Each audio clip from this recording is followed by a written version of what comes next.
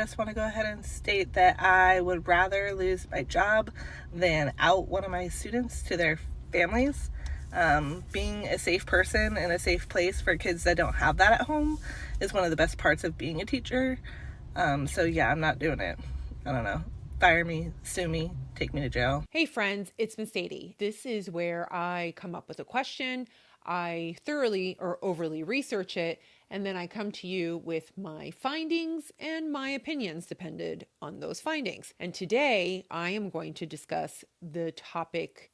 You may have heard the term groomer recently in a lot of social media, on videos, and in the interesting space of Twitter. I want to give you guys a heads up. I am not planning on doing a whole lot of censoring on this video. So there is some spicy content up ahead. And because of that, if there are small children listening, I would recommend that you save it and listen when there are no kiddos around. All right, let's get ready to dive in.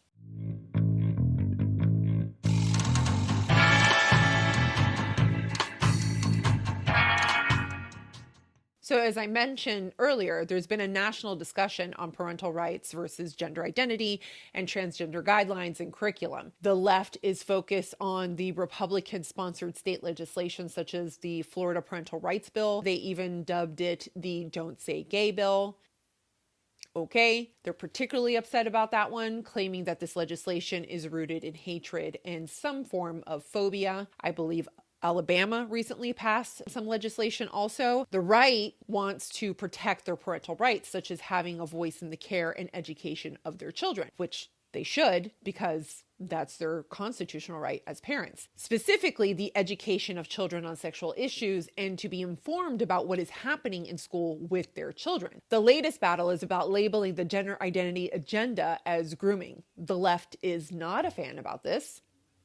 Unfortunately, that's what is happening. And the right has decided to double down on using the term groomer, specifically when we're talking about gender identity grooming. And I am team double down. I think that this is appropriate. And that's one of the things that we're going to be talking about in this video. So if you've been wondering with yourself, is what is happening grooming? The answer is yes. The gender identity guidelines for children and adolescents that government agencies, teachers unions, and school boards and school districts across the country have adopted promote not only grooming of gender identity, but in my opinion, creates an environment where educators, sexual abusers can take advantage because the guidelines normalize behavior that puts students at risk. This is especially frightening since sexual abuse of students in schools is 100 times more likely than abuse by priests. And yes, you heard that correctly. I'm going to hit on a few points to support this. What is grooming and grooming behavior, gender identity guidelines adopted by teachers associations such as the National Educators Association, school boards, school districts, examples of schools who aided in concealing a student's gender identity from parents, schools' gender identity curriculum, the prevalence of educator sexual abuse in public schools, and finally, shortfalls in tracking educator sexual abusers. So let's first talk about grooming. When people hear the word groomer or grooming, they immediately think about sexual abuse or grooming. But grooming can also be relatively benign. Think about how a boss may groom their protege, for example. Now, is the grooming that's being done in schools by educators and who I would also label as gender activists a benign type of grooming?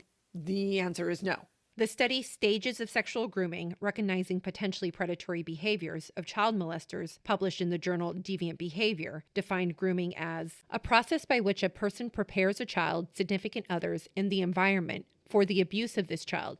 Specific goals include gaining access to the child, gaining the child's compliance, and maintaining the child's secrecy to avoid disclosure. This process serves to strengthen the offender's abusive pattern as it may be used as a means of justifying or denying their actions. A October 2020 article on Psychology Today titled How to Recognize the Sexual Grooming of a Minor lays out the stages of grooming and how grooming is acted out. These are the stages of sexual grooming of a minor, along with some of the behaviors which I saw during my research. Stage 1, victim selection, such as looking for a minor that is compliant, trusting of adults, has low self-esteem, is lonely, and troubled.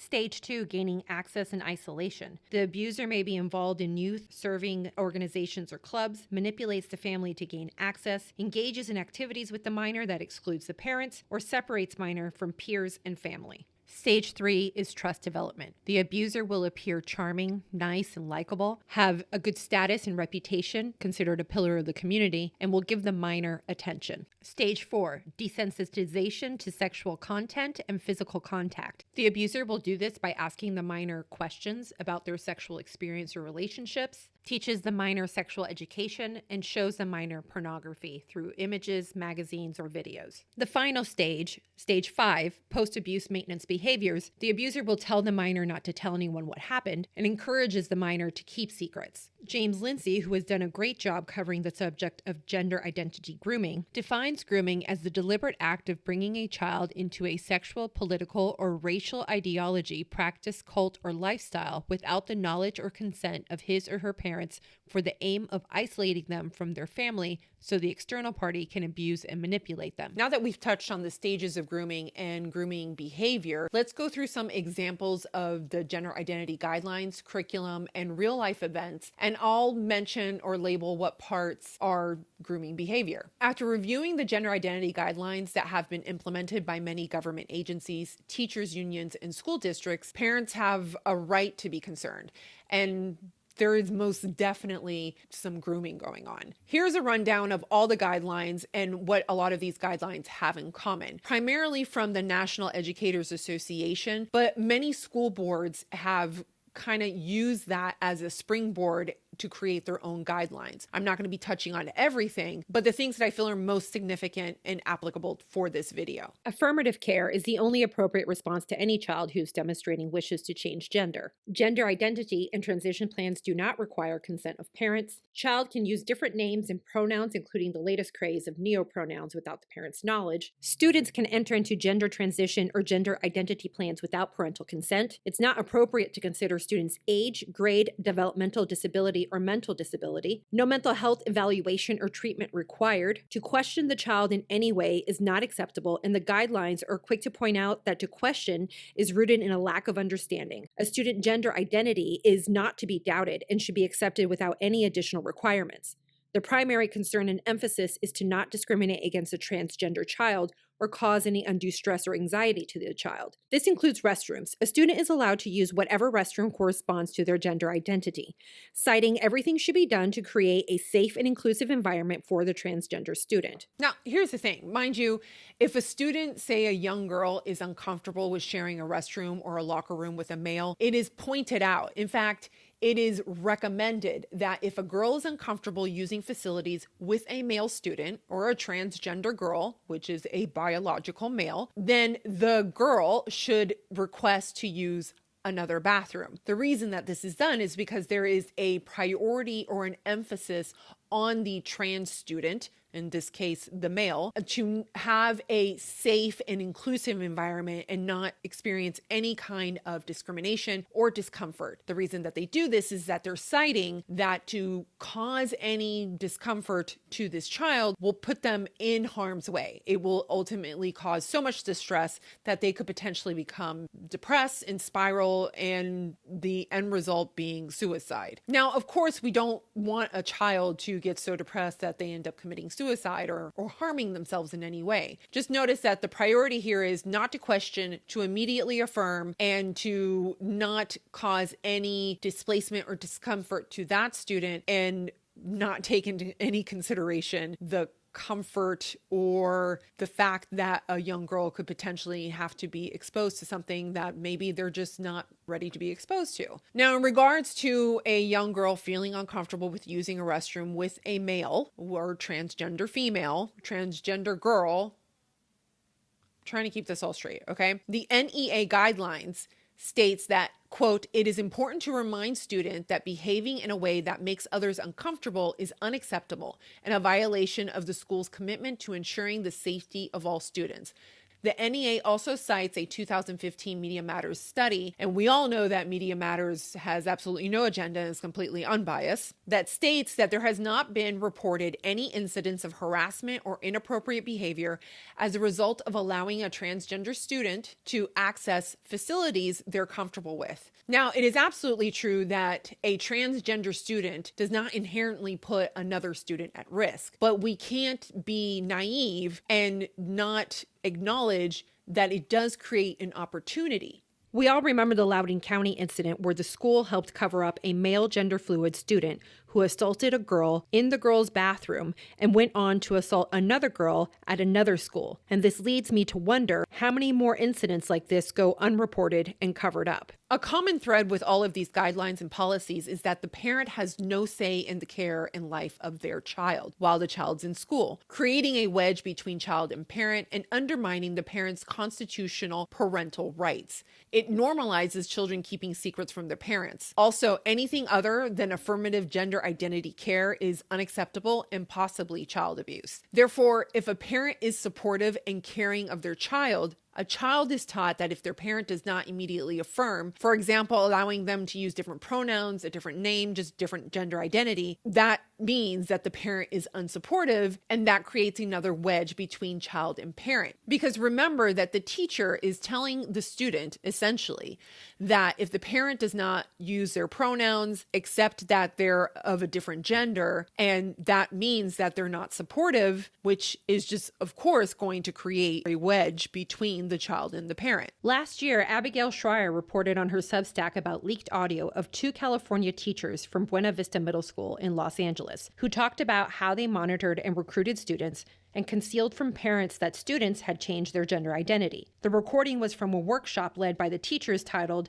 How We Run a GSA in Conservative Communities in order to keep the groups private from parents. The teachers recommended that no records be kept so they could plead ignorance if ever questioned by parents, and to use less descriptive names for their clubs, like UBU rather than Gay Straight Alliance. We totally stalked what they were doing on Google when they weren't doing schoolwork, Baraki said.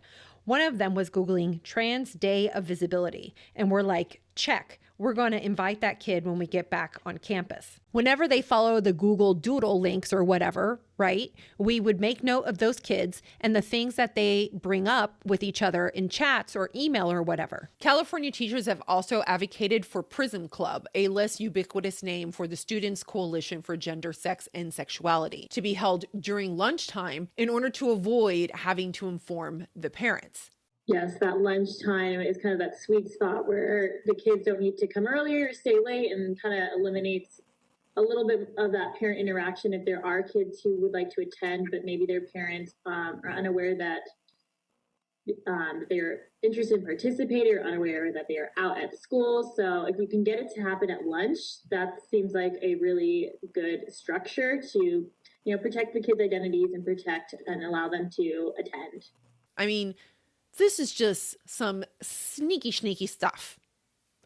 Yes, I almost cursed there. But there's plenty of colorful language coming. In these recordings, the teachers, which were the ones that founded the UBU club, expressed that they had good attendance in the beginning of the club, but that students eventually would lose interest and attendance would dwindle because the kids wanted to go hang out with their friends instead of sit in a circle with their teachers and talk about gender identity because they're kids. In the leaked recordings, one of the teachers admitted to surveilling the students, as in spying on the students, as in every step you take, I'll be watching you. And what were they surveilling? But the students' internet activity, Google searches, and hallway conversations in order to target the children to recruit them for the UBU club. Most of the surveillance was done during COVID distance learning. Some of it was done in person in the hallways. If you're wondering, how did these teachers surveil the students? How were they able to track their Google searches and what they were doing on the computer? And that was through a program called Go Guardian. It's a software that is installed on school school-owned computers used to monitor what students are doing on their computers during class. According to GoGuardian's website, the software is used by 3,000 schools with over 22 million K-12 students. One of the teachers was sure to put herself in a position to control the messaging. "Oh, Ms. Caldera, you're so sweet. You volunteered to do that." Of course I'm so sweet that I volunteered to do that, because then I control the information that goes home. It was later reported that a mother discovered that her daughter, a 7th grade student at the same school, Buena Vista Middle School, who had already come out to her mother the year before as bisexual, which her mother, of course, knew. She came out to her. Her mother was supportive. But then she discovered that her daughter was using a different name and different pronouns in the school without their knowledge. The mother was completely unaware that their daughter was identifying as a boy until she was called to a meeting at the school. The mother was emotional during the meeting, but the mother was supportive. She asked and she wanted to know, what can I do to support my child? However, following the meeting, one of the teachers called CPS because the parents didn't use the correct pronouns with their daughter. The police then showed up at the parents' home to inform them that a police protective service complaint had been filed. Several more meetings with teachers revealed that her daughter had searched online for information regarding suicide, though the school failed to contact the parents and let them know of this. Now, if you're thinking that the teachers are being a little excessive calling CPS or filing a CPS complaint over pronouns, I would say, yes, you are correct. But you have to remember that these teachers see it as abusive behavior, as the parent is putting the child at risk. And you can't tell me that a child doesn't pick up on this, that someone that is in a position of authority who has an influence over the child is telling them that their parent doesn't care about them or isn't supportive of them. That is going to make it into the child's psyche. I'm sorry, but it just is. Thankfully, during COVID and virtual learning, the daughter returned to herself and her female name, leading the mother to believe that her daughter had been influenced to be trans. The mother did have an opportunity to confront the teachers during a school board meeting, a video of which went viral. They've done nothing wrong. A mistake? How long of a mistake? How many mistakes are we going to take before my child almost lost her life? They didn't tell me that my child was suicidal. You allowed these teachers to open their classrooms teaching predatory information to a young child, a mindful child that doesn't even know how to comprehend it all. How do you not know what was going on your own campuses? Did you think that no parent would ever come forward? You will not quiet me today. I will stand here today and protect my child along with every other child who has not come forward yet. Do they have psychiatry degrees that I was unaware of? Because I didn't hire them. Okay, I did not hire them to sit there and nitpick my child's brain. You took away my ability to parent my child, even before I had any knowledge. I didn't even get to show support. You asked for support, I didn't get a chance. You planted seeds, Ms. Caldera and Ms. Baraki, Mr. Baraki and you, Ms. Pagarin. Your job was to educate my child in math, science, English, etc. Do your job and let me do mine. They assumed that my child needed your aid and resources. They pushed it in the face. And tonight, I will stick up for her. Ms. Caldera, you're guilty. Ms. Baraki, you're guilty. You changed her personal documentation, her gender, her name, her email. They downgraded me in front of my child and allowed me to question myself as a mother. You sat there and told me how my child was going to be. And then you wrapped your hands around her while I sat across the table and cried because you thought you could be there better than I, and I never got a chance. She was scared to even say anything. Your guys' voice were heard. Now, this is just one case and probably the most well-known case, but this is happening throughout the United States. In Wisconsin, 2 families filed suit against their school district over their policy that allows the school to change children's names and pronouns without their parents' consent. Similar suits were filed in Montgomery County, Maryland, Clay County Middle School in Florida, Leon County Middle School, also in Florida, and Madison, Wisconsin. Another pretty bad case that I found was the Chicago public school that facilitated and concealed an autistic girl's social transition without the parents' knowledge, while fully aware of the girl's mental health challenges. And that's just something that you find in these guidelines. It is emphasized that regardless of a child's age, grade, or mental capacity, the priority is to affirm. Now, all of this is totally okay because it is completely appropriate to keep a parent out of the loop in order to protect a child's privacy. Gender identity is about being one's true self, and it should never, ever be questioned. And it is most definitely never the result of a mental health condition or a social contagion. Like, it's definitely, most definitely not a social contagion, because you never see that happen, especially amongst teenage girls. And to not immediately affirm a child's gender identity, be it through social or medical transition, is tantamount to child abuse, which is why they call CPS. Now, the guidelines, in my opinion, prime the grooming environment by creating a division between parent and child and normalizing keeping secrets. But the next step is exposing and desensitizing children to sexual content, and that happens with the curriculum. Most recently, New Jersey instituted a new sex education curriculum that is to begin in the fall. This material is introducing gender ideology beginning with first grade, and as the student advances, they are exposed to more content on gender ideology, sexual orientation, and sexual education. Each course has scripts, exercises, and homework for teachers to follow. In the first grade, the course named Pink, Blue, Purple is an introduction to gender and gender stereotypes. This curriculum plants the first seeds of gender identity. The script says, gender identity is that feeling of knowing your gender. You might feel like you are a boy. You might feel like you are a girl. You might feel like you are a boy, even if you have boy parts that some people might tell you are girl parts. You might feel like you're a girl, even if you have body parts that some people might tell you are boy parts. If you're confused after hearing that or had a hard time keeping that straight, don't feel bad. I had a hard time saying it and keeping track of it and not being confused. In second grade, the course Understanding Our Bodies teaches second graders about the accurate names of body parts, a lesson that I still believe should be left up to the parents. But what I find most concerning is a use of language that primes the student for transgenderism, such as most boys have a penis. Most girls have a vagina. In the fourth grade, the lesson What is Love Anyway uses a video from amaze.org to teach about sexual orientation. Who you are attracted to physically and romantically is called sexual orientation. Girls who are attracted romantically and physically to other girls are homosexual and also called lesbians. Guys who are attracted physically and romantically to other guys are homosexual and also called gay. Sometimes people use the term gay for lesbians as well.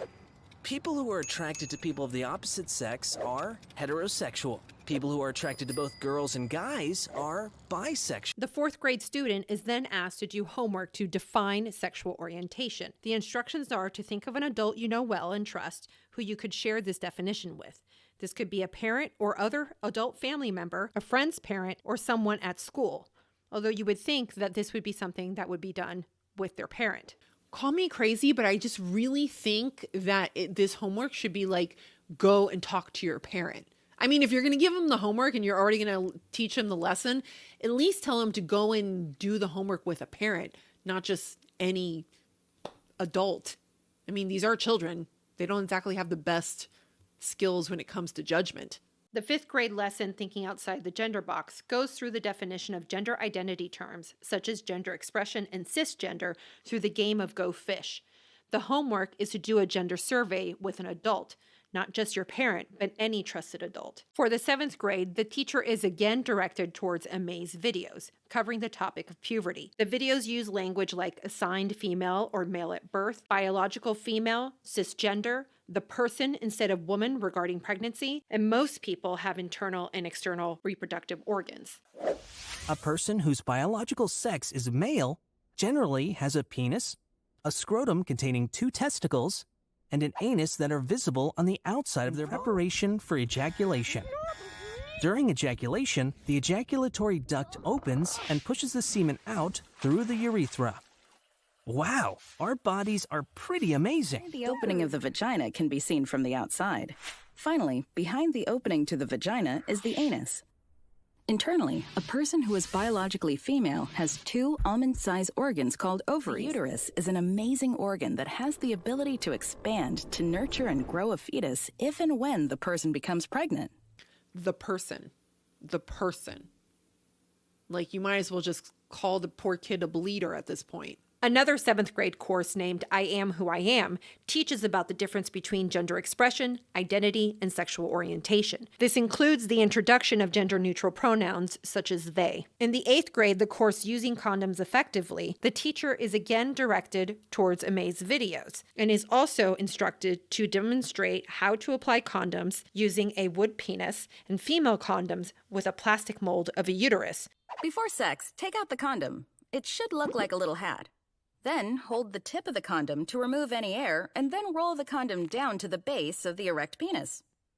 The condom should roll easily. If not, it may be inside out, and you should throw it away and get another. So, if you're lucky enough, the first time you have sex won't be the last.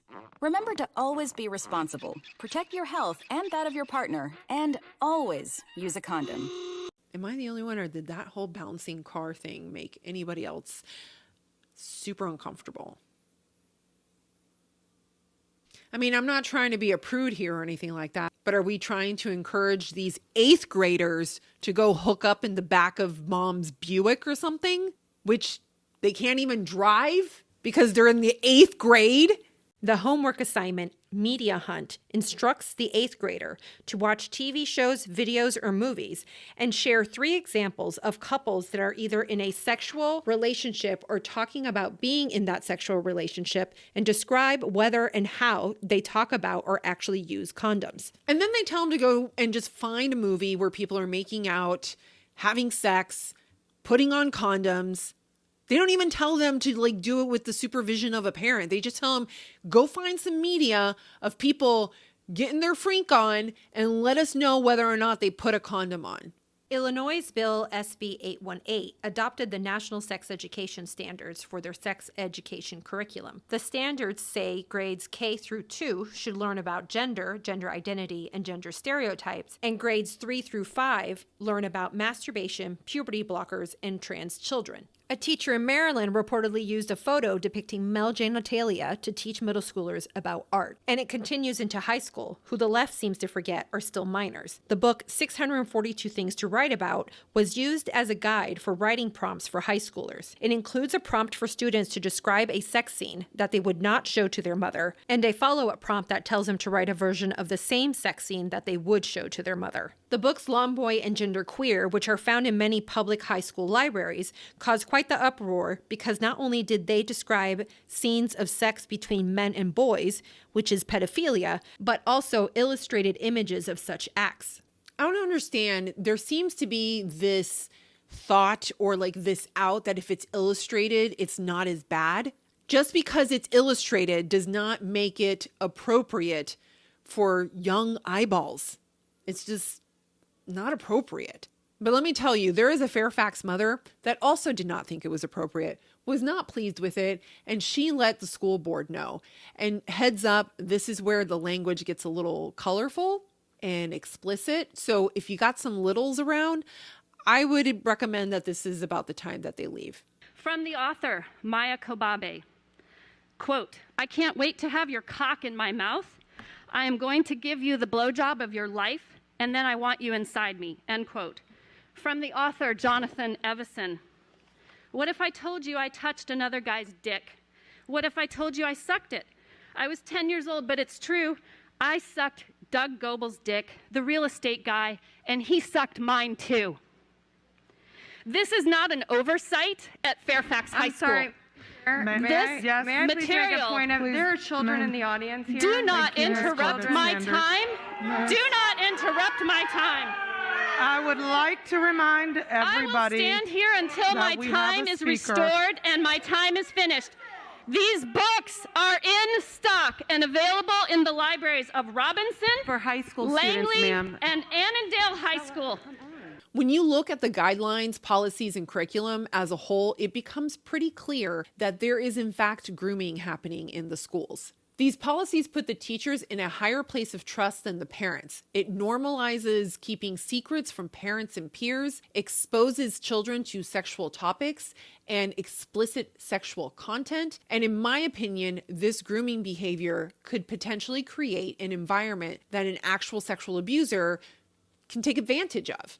And considering that the public school system has a bigger problem with sexual abuse than the Catholic Church, we should all be concerned. Now, if you don't believe me or if you find that statement shocking, I'm not surprised. I didn't know anything about it. Most people don't know about it, in fact. I didn't know about it until it was mentioned in passing by an educator friend of mine. I mean, he really just nonchalantly said, well, you know, public schools have a bigger sexual abuse issue than the Catholic Church. And I'm like, what? Which is what led me down this rabbit hole. In 2004, the No Child Left Behind Act required the Department of Education to conduct a study of sexual abuse in schools. Carol Shakeshaft, a professor at Virginia Commonwealth University who specializes in educator sexual misconduct and in 1995 published a 4-year study on sexual abuse at schools, was tasked with the study. Just be warned, a lot of study and data information up ahead, so bear with me while I share all of the information. It's a lot of information. I like to be thorough, okay? In Shakeshaft's 2004 report, she estimated 10% of K through 12 students will experience sexual misconduct by a school employee by the time they graduate from high school. Mind you, the U.S. Conference of Catholic Bishops found that from 1950 to 2002, 10,677 people made allegations that they had been abused by priests when they were minors. In her 2004 report, Shakeshaft estimates more than 4.5 million students are subject to sexual misconduct by a school employee before they graduate high school. This means, in 50 years, a minimum of 10,677 children were abused by Catholic priests. But in the span of 13 years, an estimated 4.5 million students experienced sexual misconduct at the hands of a public school employee. Sexual misconduct ranging from inappropriate comments to rape. If we were to apply Shakeshaft's estimate to today's K through 12 student population of over 53 million students, that would mean 5.3 million students will experience sexual misconduct by a public school employee before they graduate. Shakeshaft does admit that there are limitations to her study that may throw these numbers off, but then she also emphasizes that demonstrates the need for better research. If you're thinking that surely a study on this topic has been conducted since 2004, the answer is no. Most studies focus on reported sexual misconduct of educators and not how many students experience sexual misconduct from teachers. But every study that I found on this topic cites Shakeshaft's 2004 study. In 2007, AP reporters in every state and the District of Columbia identified 2,570 teachers who were punished for sexual misconduct from 2001 to 2005 for actions ranging from fondling, viewing child porn, to rape. In 2010, the U.S. Government Accountability Office estimated a teacher offender can have as many as 73 victims in his or her lifetime. A 2017 study conducted by the Department of Justice found that only an estimated 5% of school employees' sexual misconduct incidents known to school employees are reported to law enforcement or child welfare. The most recent study I found on school employee sexual abuse was published in 2018, which used media alerts to figure out the amount of reported school employees arrested for sex crimes against children. The study found that in 2014, the media reported on 459 cases of school employees who were arrested for sex crimes against children. In 2015, the numbers of media reports increased to 489, which is almost 3 cases each day of the average school year. This study also points out that only 9% of school employee sexual misconduct cases are reported. The closest federal tracking that we have is the new Civil Rights Data Collection Survey that is conducted annually by the U.S. Department of Education's Office of Civil Rights. Historically, this survey did not collect information for educator sexual abuse on K through 12 students. However, the updated survey only collects numbers for rape and sexual assault. There is currently no federal database that keeps track of educator sexual misconduct. Teachers' unions historically have fought any congressional legislation requiring a federal database of educators terminated for sexual misconduct, citing concerns of due process, which I get, but also there is a problem. Like, we need to kind of know where these people are. Although there is no federal database, there is a nonprofit national database of disciplined teachers called the National Association of State Directors of Teacher Education and Certification, or NASTEC for short. If a teacher loses their teaching credentials for any reason, such as sexual or physical abuse of a student, the school or district is supposed to report the information to NASTEC as members of NASTEC per voluntary membership agreements. So other schools can verify if a teacher's credentials have been suspended or revoked. But this is all completely dependent on school and district reporting. There's no enforcement or consequences if they don't report, because this is a nonprofit voluntary program. And that is where the problem called passing the trash comes in. As if educator sexual abuse and misconduct wasn't enough of an issue, we also have to deal with the problem of passing the trash. Passing the trash is when a teacher goes from one school to another in a different district or state after sexual abuse allegations. Now, you're like, what? Like, why and how does this happen? It happens either because the school or district doesn't report the loss of credentials to NASTEC, the school doesn't check against the NASTEC database to verify the credentials, or because the school and the teacher enter into a confidentiality agreement where the teacher is asked to resign in exchange for not suspending their credentials, and the school in turn agrees to only verify their dates of employment and not really say anything negative like we caught this person or there was a rumor that this person was possibly diddling the kids. The claim most of the time is because it hasn't been reported, it's not an actual legal issue, maybe it's just rumors, or maybe, I don't know, like the bad press. And so they pass the trash. A report by the Governmental Accountability Office in 2010 estimates a teacher can be transferred to 3 different schools before being reported to police. An expose by USA Today in 2016 exposed the issue of passing the trash and gained a lot of attention, which led to some reform. The report found that 9,000 educators disciplined by state officials were missing from NASDAQ. 1,400 of those educators' licenses had been permanently revoked, including 200 revocations prompted by allegations of sexual or physical abuse. Following the USA Today expose, NASDAQ did conduct some reforms. First, it opened the database up to private schools because it was previously only available to public schools. It then also required an initial audit from all 50 states, and it now requires an annual audit from every state. Now, it's not that there's nothing being done at the federal level. In fact, this expose in 2016 of passing the trash was after the passing of Every Student Succeeds Act in 2015, which banned the practice of passing the trash and required states to put in place laws, policies, or regulations to prohibit the passing of trash or the practice of passing of trash. It's a lot of trash passing. A lot of it.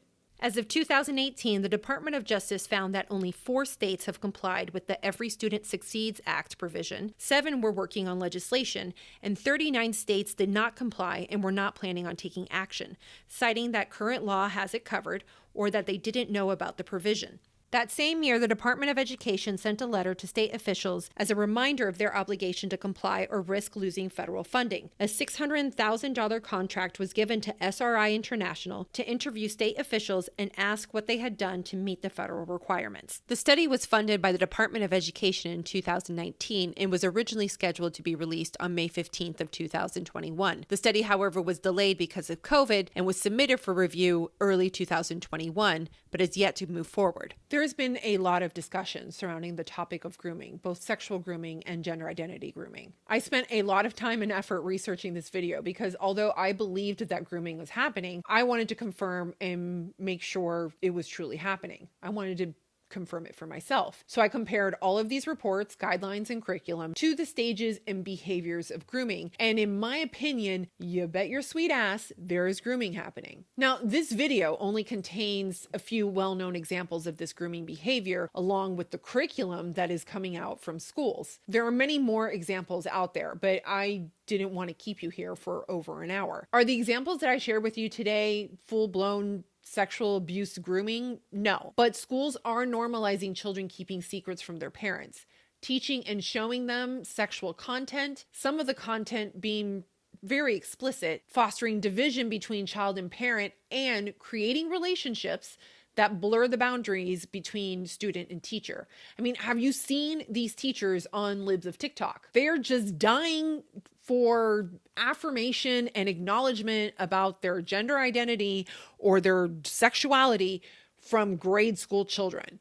It's weird. The anxiety of the day today is that I'm going to have to deal with coming out to my students. I know most of them are just going to assume it already, but for the few that don't, that'll be a fun conversation, if it comes to that. Yeah. It's my opinion that all of this opens the door for sexual predators within the school system to take advantage. The schools are already priming the students. And although the focus is on children under the age of 8, we need to be equally concerned for all children, K through 12. One of the statistics that was confirmed multiple times during my research is that girls between the ages of 13 and 16 are the largest group of sexual misconduct victims, which I found interesting considering they are also the group that has had the most significant rise in rapid onset gender dysphoria. But that's a discussion for another video. I'll leave you with this. These guidelines and curriculum are priming the environment where a sexual abuser can take advantage. And remember, an average of 10% of K through 12 students will experience some form of sexual abuse or sexual misconduct by a school employee before they graduate high school. And one teacher sexual abuse offender can have as many as 73 victims over a lifetime. So that's it. That's the end. That's all I have for you today. And I know it was a lot. It was a lot of information. I get it. I researched it, but I really appreciate that you stuck through it and you made it all the way to the end. Let me know in the comments below if you think I missed anything, if you think I was unfair with anything. Just keep it respectful, but I would love to hear from you. And if you did like this video, I would ask you that you give it a like, thumbs up, one of those things. Hit subscribe. Also, just in case for some reason you might want to go and hop over to Rumble and subscribe over there because YouTube may not like me, and so I'm backed up over at Rumble. And to make sure that we can keep in touch and stay connected, there is a link to my website below where you can join my email list, and you will also find the sources to all of the content and all of the articles and all of the reports and information that I shared with you today. And if you learned something new with this video, found the information beneficial, share it with someone. I'm pretty sure that YouTube is not going to be feeding the algorithm my video. And if you would prefer this in audio format, you can find it on my podcast, It's Miss Sadie, on all major podcasting apps. I'll be back in due time with another topic that I extensively, thoroughly, and overly research and share my findings and opinions with you. Until next time, stay honest and stay free.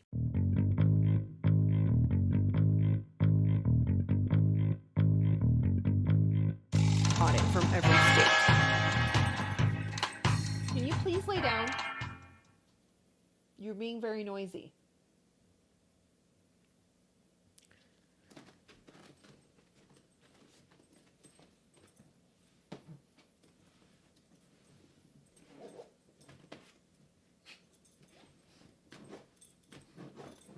Hank! Sit. Lay down. Lay down.